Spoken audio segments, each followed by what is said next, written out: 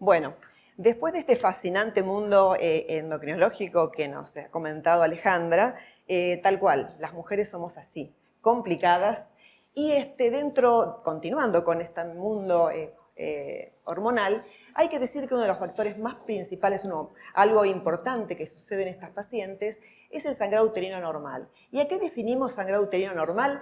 Como aquel sangrado fuera del volumen normal, de la duración, de la regularidad y la frecuencia en pacientes premenopáusicas o cualquier sangrado uterino después de un año de amenorrea en la posmenopausia sin terapia hormonal. Tenemos que saber que habitualmente esto es el tercio de las consultas de las pacientes ginecológicas y que está presente en el 70% en las pacientes perimenopáusicas, tal cual lo que dijo Alejandra. Requiere una evaluación minuciosa y fundamentalmente hay que excluir dos cosas. Una es la patología grave como carcinoma o hiperplasia atípica compleja y otra identificar las causas del sangrado para implementar la terapia adecuada. Alejandra habló mucho sobre la transición a la menopausia, que fundamentalmente está en este periodo, ¿sí? Hablo de unos años antes de la última menstruación y el sistema STRO+10, que es el gold standard para la clasificación de envejecimiento reproductivo, habla de perimenopausia y habla de dos situaciones: menopausia temprana y tardía, como bien lo ha dicho ella, que es la variación, ¿sí?, de una persistencia, una variación fundamentalmente en la metrorragia que se provoca en este periodo, con las pruebas de laboratorios que ella ya ha hablado, de la hormona antimülleriana, y la tardía, que fundamentalmente tiene variaciones, intervalos amenorrea fundamentalmente, y fundamentalmente que se presenta la oligoamenorrea o la amenorrea. El sangrado uterino normal, ¿cuándo nos preocupamos? En pacientes premenopáusicas de los 19 a los 39 años, fundamentalmente vemos embarazos, en lesiones estructurales, en lesiones como pólipos, miomas, en ciclos anovulatorios, en anticoncepción hormonal y hiperplasia endometrial, y el carcinoma de endometrio va a ser menos común. En las pacientes mayores de 40 años, hasta la menopausia, el sangrado uterino puede deberse fundamentalmente a una fisiología normal en respuesta a la disminución ovárica. Dijimos también que Alejandra contó sobre que el carcinoma o hiperplasia endometrial o la atrofia endometrial, y también puede presentarse leiomiomas. Hablamos de la parte hormonal.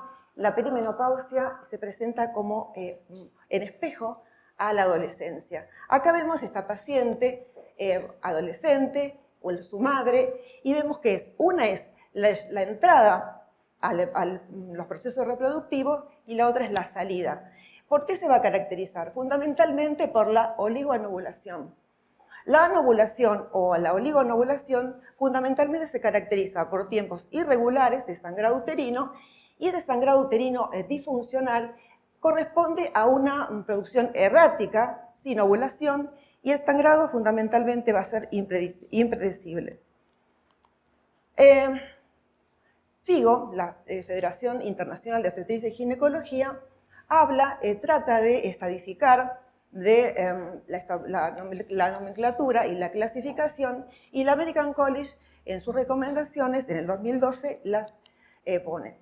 El sangrado uterino normal es un sangrado genéricamente engloba el abundante, antes se denominaba menorragia, y el intermenstrual, que antes se llamaba metrorragia. Se trata fundamentalmente de tener dos, habló de dividirlo en dos, el PAM y el COIN, fundamentalmente en estructurales y no estructurales. Los estructurales, los pólipos, la adenomiosis, los leiomiomas, las enfermedades malignas y las hiperplasias. Las no estructurales, las coagulopatías, las disfunciones ovulatorias, las endometrales, las iatrogénicas y las no clasificadas. Estas dos maneras de diferenciar los sangrados uterinos anormales, dentro del leiomioma también se clasifican los submucosos y luego veremos más adelante. FIGO también trata de, digamos, de dejar de lado otras clasificaciones, de terminologías, como el sangrado disfuncional, la menorragia, la metrorragia, la polimenorrea, la oligomenorrea.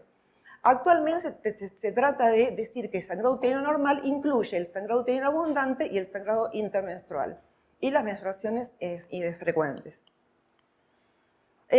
Cuando describimos el sangrado uterino, lo tratamos de describir desde el punto de vista de regular la duración, la frecuencia y el volumen.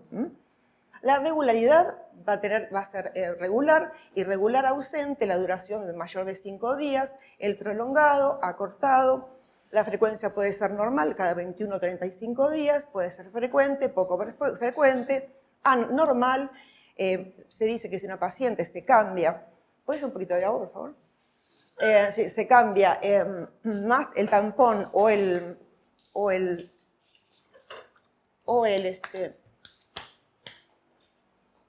se cambia el tampón o el pañito más de 2 veces cada 2 horas, es un sangrado uterino abundante y puede ser ligero. Y esto, como bien lo dijo Alejandra, viene acompañado de todos los procesos que se van produciendo a nivel endocrino.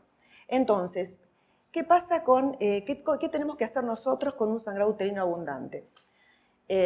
Primero hacer un historial médico completo, ver la edad de la menarca, de la menopausia. Sabemos que cuanto más expuesta esté la paciente a la acción estrogénica, mayor va a ser el sangrado, mayor va a tener, mayor va a ser, digamos, irregularidades en el ciclo, más ciclos va a tener y también va a tener acciones o va a tener impactos a nivel biológico porque ese paciente va a estar más expuesto al estrógeno, el endometrio. El patrón de sangrado, ¿cómo va a ser?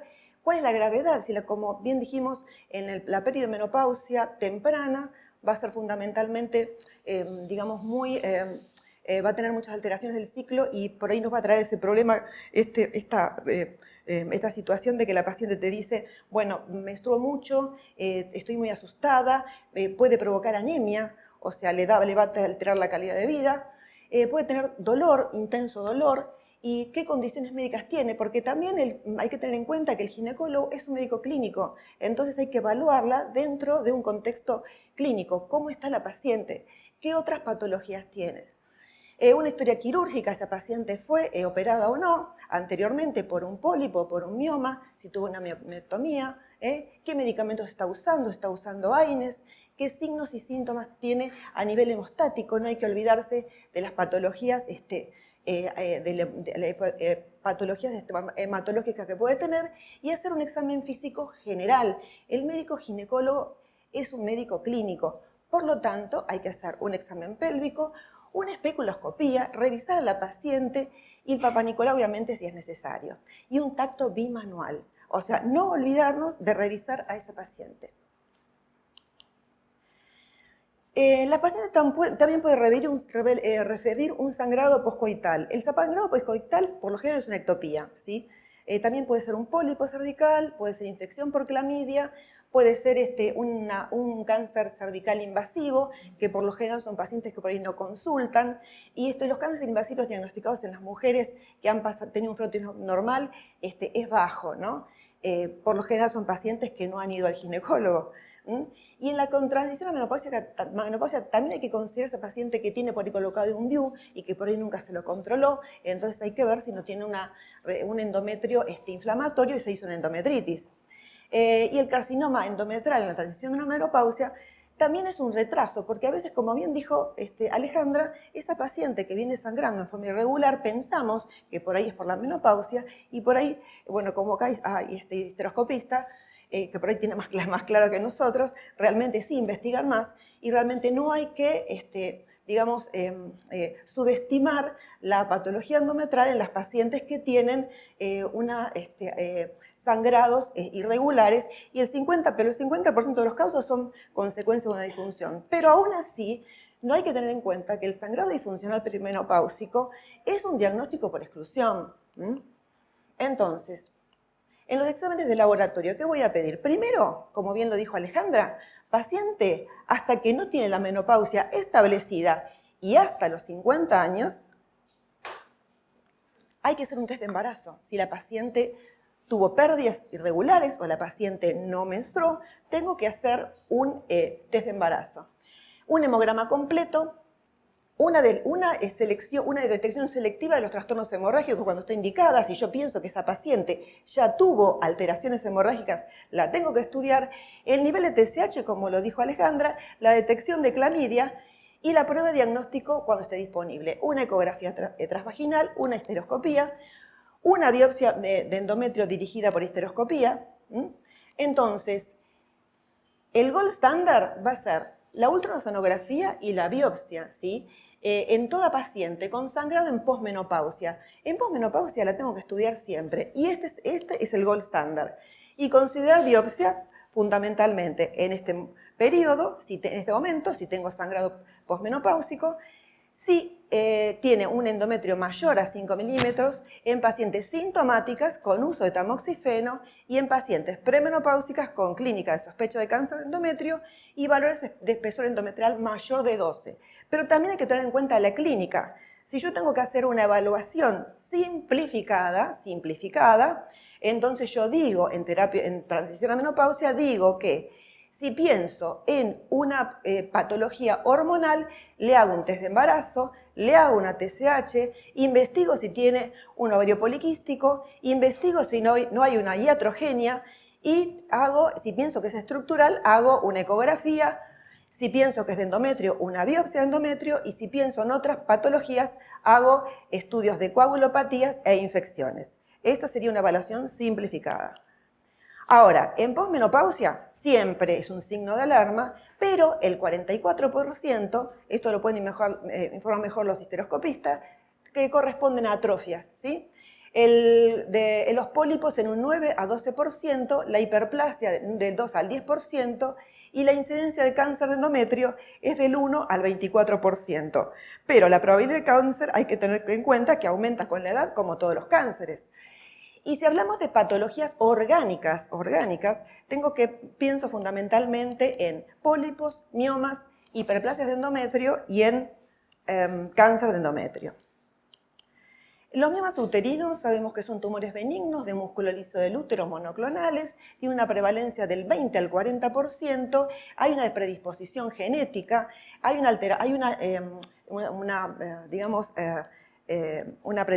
factores de crecimiento y las hormonas actúan en el crecimiento, en la etiología de la formación de los miomas y tiene una prevalencia del 50 al 70% en pacientes a los 50 años. Del 25 al 30% son sintomáticos y el sangrado menstrual abundante es el signo más común. Por lo general, la paciente que tiene mioma, por lo general, de acuerdo a la ubicación, tiene sangrado uterino abundante. Pueden causar anemia. La disminución del tamaño, por lo general, los vemos después de la menopausia. Le decimos a la paciente, espera a que tengas la menopausia, después de la posmenopausia, ese tamaño disminuye. Pero ojo con los crecimientos de los miomas después de la menopausia. Aquí es sospechoso. Y los síntomas, bueno, como los dijimos, el sangrado y aparte otra cosa más, ¿sí? Puede aumentar la frecuencia urinaria y es la causa más común de histerectomía. Y fundamentalmente, ¿por qué? Porque altera la calidad de vida de las pacientes. La subclasificación de FIGO con respecto a los miomas clasifica del 0 al 8 y hay que tener en cuenta algo. El 0, el 1 y el 2, los intracavitarios, los menores del 50% intramiometrales o mayor del 50% intramiometrales, mayores y menores, perdón, son estos los que más sangrados uterinos abundantes van a causar.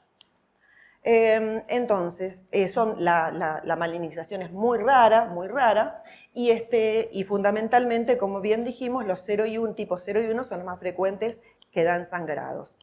Con respecto a los pólipos, como bien dijo Alejandra, son muy comunes en la transición a la menopausia y a veces asustan un poquito y por lo general se encuentran muchos en la ecografía en este periodo, fundamentalmente por el hiperestrogenismo relativo. Son fibromas submucosos o pediculados que distorsionan la cavidad y pueden estar cubiertos de vasos que rompen y se sangran. La prevalencia es del 10 al 24% en mujeres sintomáticas y hasta el 60% de las pacientes con endometrio engrosado presentan un pólipo. El 96% es benigno, 1 al 4% puede albergar un cáncer, incluso con una biopsia normal, por eso a veces es interesante y es importante estudiarlos. Si bien el riesgo de malignidad es bajo, en mujeres mayores, posmenopáusicas con uso de tamoxifeno se ven bastante. Y la incidencia de cáncer a partir de un pólipo en una mujer de edad reproductiva fue solo de 1.7 comparado con un 5.4 en pacientes posmenopáusicas. Los factores de riesgo. Como bien dijo Alejandra, hay un montón de factores de riesgo que aumentan con la edad. La hipertensión arterial es una de ellas, la diabetes, la obesidad. La obesidad fundamentalmente, ¿por qué? Porque otra cosa más que nos pasa en las pacientes a medida que pasa el tiempo y la paciente engorda o la paciente obesa, tiene un hiperestrogenismo relativo porque digamos, lugar donde se fabrican estrógenos es el tejido graso. Entonces estas pacientes tienen un hiperestrogenismo que va a estimular los receptores endometrales y favorecer el crecimiento celular. Con la edad también aumenta la prevalencia, el tamoxifeno también lo aumenta, el estado menopáusico es controversial, se reportan prevalencias superiores a la posmenopausia y la terapia hormonal es controversial. Se ha descrito que tiene mayor o menor prevalencia. La hiperplasia endometrial es un conjunto heterogéneo de lesiones patológicas que van desde la proliferación irreversible hasta las precursoras del cáncer. Es el signo principal de hemorragia endometrial, el signo principal es el sangrado uterino, anormal, puede cursar de manera asintomática. La hiperplasia endometrial, el cáncer de endometrio coexiste hasta en un 29% de los casos, o sea que no es para subestimarlo. Y los riesgos van a ser fundamentalmente los años, la raza blanca, la obesidad, la nuliparidad, la infertilidad, la menopausia tardía, más tiempo expongo a ese endometrio, a los estrógenos, la menarca temprana, los estrógenos sin oposición, el tamoxifeno, la diabetes, la hipertensión, el síndrome de Lynch, el sangrado irregular, el endometrio engrosado y el sangrado posmenopáusico recurrente. Es decir, esa paciente, como dijo Alejandra, que pasan los años y sigue menstruando.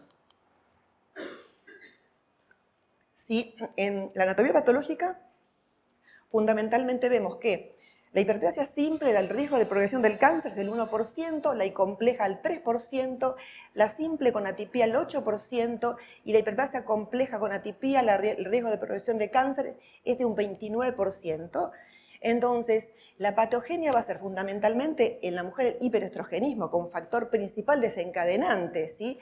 Y la progresión del carcinoma endometrial es alto cuando existen alteraciones genéticas, ¿sí? Por ejemplo, el síndrome de Lynch.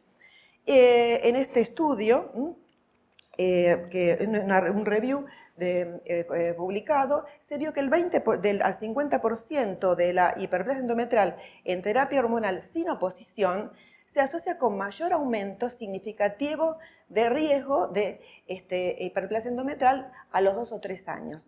Y en las mujeres que tienen con terapia hormonal se debe realizar siempre estrógenos y progesterona cuando tiene útero. El cáncer de endometrio es el segundo cáncer más tratado por los ginecólogos después del cáncer de mama. Entre los 20 y los 75 años, solo el 20 a 25% aparece antes de la menopausia. El síntoma más común va a ser el sangrado después de la menopausia y los síntomas en perimenopausia y premenopausia son más sutiles, por eso a veces es más difícil el diagnóstico. Y el adenocarcinoma es el más encontrado. Los tipos histológicos, el 1 es el más común, es el adenocarcinoma, su precursor es la hiperplasia, la edad promedio son los 55 años y es de baja malignidad, ¿sí? Entonces se asocia a estimulación estrogénica continua, dijimos, ya sea porque la paciente ya tiene un antecedente, porque la paciente, por ejemplo, menstruó muy pronto, tuvo una marca temprana, una menopausia tardía o tuvo una terapia sin oposición, sin oposición a gestágenos, como se vio en las primeras terapias hormonales en las cuales no se daba progestágenos, ¿sí? Entonces, en los primeros años, cuando no se da progestágenos, en los años 70, se vio una gran incidencia de cáncer de endometrio. Y el tipo 2 es el carcinoma seroso papilar, el células claras, el adenoescamoso, que no son hormonodependientes y están rodeados de endometrio atrófico, pero son de alta malignidad y se dan a edades más tardías como los 65 años.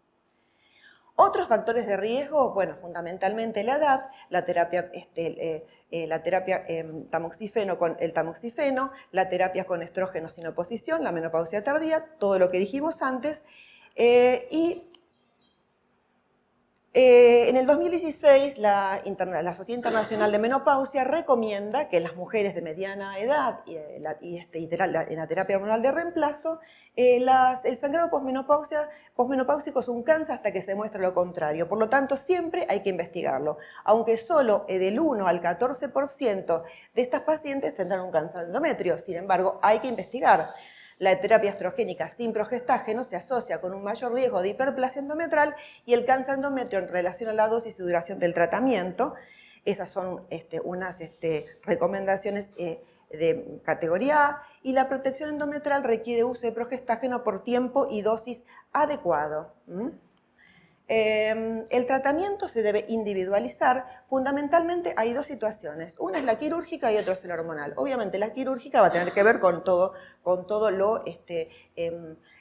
la ablación endometrial, que incluye del 80-90%, disminuye el sangrado, la embolización si fuera necesario, la histerectomía, con factores de riesgo en pacientes mayores de 45 años, tratamientos hormonales, estrógenos combinados con progesterona, y en pacientes obviamente si son fumadoras no, la regularización de ciclo, el SIU de levonorgestrel, que ya lo veremos, y el sangrado va a disminuir en el 71 al 90% de los casos si son hormonales y responden bien. El tratamiento hormonal oral es el primera línea, ¿sí? La primera línea fundamentalmente porque al reducir el sangrado van a además proveer un método anticonceptivo que no es cero, la tasa de fecundidad no es cero hasta que la paciente entre en menopausia, va a prevenir la hemorragia, la hiperplasia endometrial, va a mejorar la dismenorrea y va a evitar la recidiva. Pero, ¿qué métodos tenemos? ¿Sí? Bueno, acá es donde nos manejamos un poquitito. Digamos, una paciente, tenemos muchos mitos con respecto a la anticoncepción y decimos, bueno, ¿qué hacemos? ¿Una paciente después de los 40 años le doy anticonceptivos hormonales?